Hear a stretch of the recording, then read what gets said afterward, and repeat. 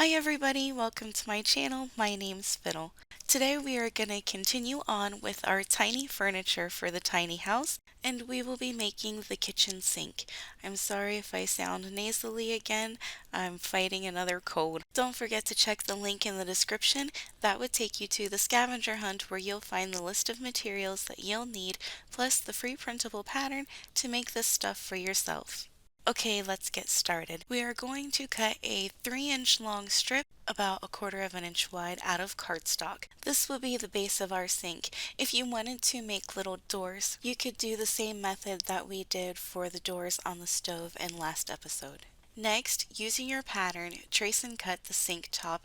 A popsicle stick would work great for this. You may not even have to trim the sides. Now we need to mark the spot where we want our spout, then drill a hole big enough for a bobby pin to fit through.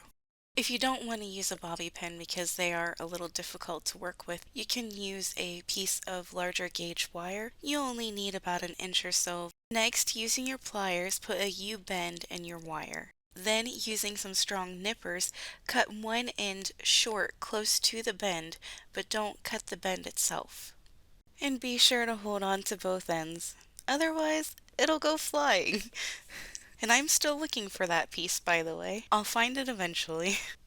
Anyways, now we need to measure our white strip. I measured the short sides first because I wanted to make sure and have a little bit of an overhang like most counter spaces have. For the longer sides of the sink, I put my faucet just on the outside of it instead of on the inside.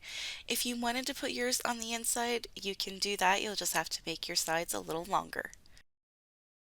Once you have all the pieces cut, you can go ahead and glue them to the bottom side of your sink. I used plain old tacky glue for this.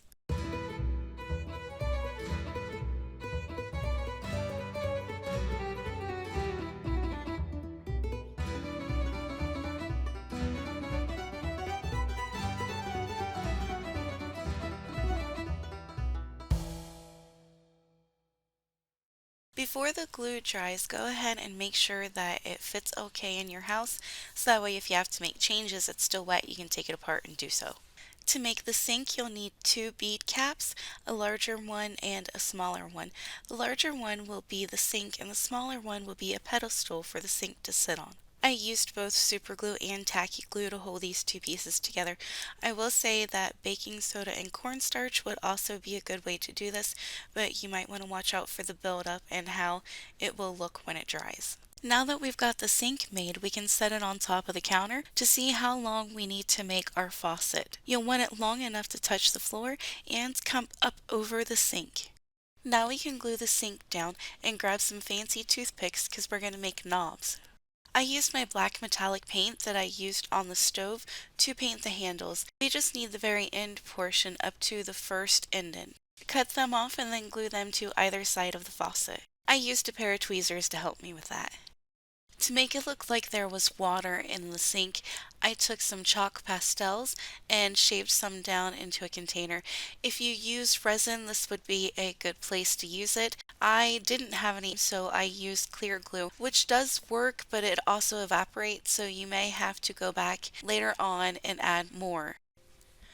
If you're worried about the glue seeping through your bead holes, you can add a dab of Elmer's glue in the bottom and then let it dry before adding the blue glue. Let it dry for a good 15-20 minutes and then add the silica beads on top. This will help them sit on top of the glue rather than sinking down in like mine did.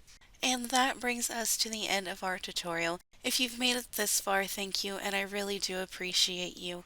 If you enjoyed, please comment, like, share, subscribe, as all those things help me out. Thank you, Ginger, and I'll see you next time.